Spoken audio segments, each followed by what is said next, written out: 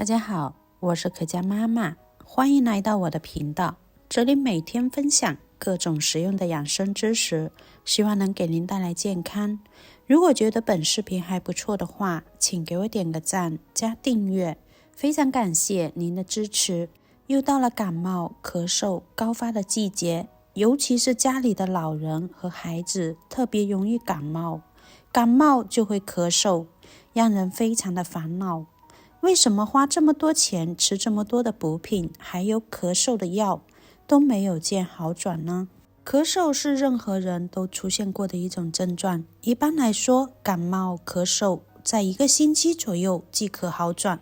但是也有些人抵抗力比较差的，或者是治疗方法不当，就会导致咳嗽症状一直不会好转，甚至还会转变成更严重的病症，导致健康受到很多的危害。今天给大家分享一个小秘方。我们家隔壁阿姨全家人咳嗽以后，尝试了很多方法，也吃了很多的药，迟迟不见好转。刚好附近的一位老中医告诉她用这个方法，仅用了3天，全家都好了。针对润肺止咳是非常管用的。老中医告诉她，在诸多中药里面，能够止咳的药物也不在少数，但是大多数的药材具有一定的治疗特点和局限性，而这一个秘方对于许多咳嗽都有疗效。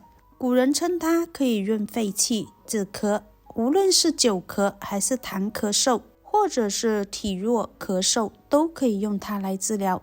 这一种就叫做枇杷叶。枇杷叶它有非常好的清热、解毒、润肠、通便、止咳、化痰的作用。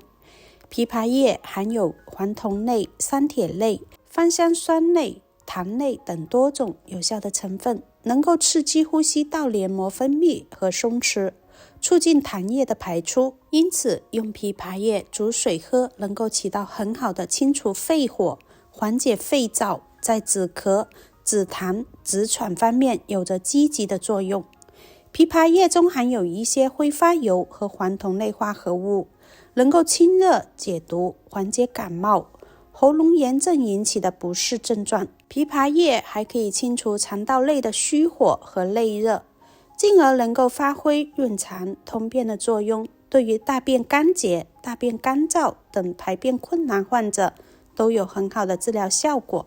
枇杷叶我们用清水把它表面的灰尘清洗干净，然后剪成小块放一旁备用。接下来我们再准备半小根的白萝卜。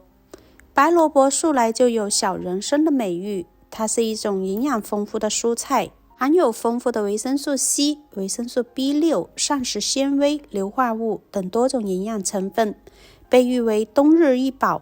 白萝卜的药用价值早在古代就为人们所熟知，如今在现代营养学的视角下，更发现白萝卜具有非常好的清热、解毒、健脾、消食、止咳、化痰等等多重功效。白萝卜具有很好的消炎和止咳。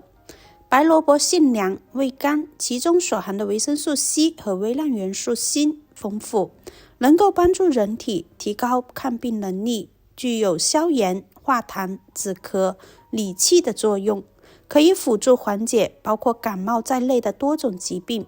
白萝卜中还含有丰富的芥子油、粗纤维和淀粉，以及多种氨基酸，可以起到促进消化、加快肠道蠕动，对于消化不良、便秘等症状都有不错的效果。萝卜去皮后，我们把它切成薄片。接下来再准备几颗小金桔，先把它清洗干净。金桔它不仅是水果，它药用价值还非常高。金桔口感清爽，味道比较甜，药性温和，还可以起到开胃生津的作用，能够用来治疗消化不良引发的食欲不振、腹胀、腹泻，还可以达到理气、解郁、化痰、止咳的作用。金桔中含有维生素 C， 还可以达到保肝的作用，能够增强肝脏的解毒能力，促进体内的毒素与垃圾排出，避免肝细胞受到损伤。金桔中含有丰富的维生素、金桔苷、膳食纤维等营养成分，食用后可以促进唾液分泌，可以达到润肺生津的效果，还可以改善口干、口苦、咽喉肿痛、咳嗽、痰多等不适的症状。金桔把它清洗干净，然后切成小块。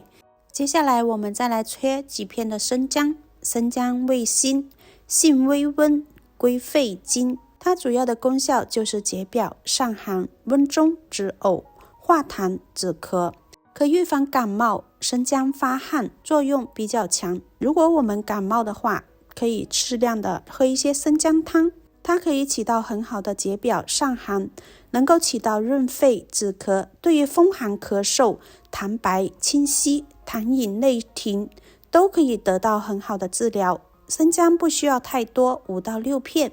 接下来把准备好的食材全部倒入砂锅中，然后加入适量的冰糖。冰糖的功效具有非常好的润肺、止咳、益气和胃、保护呼吸道、上黏膜、排毒等不同的功效和不同的作用。冰糖入脾、肺2经，具有很好的润肺、止咳功效。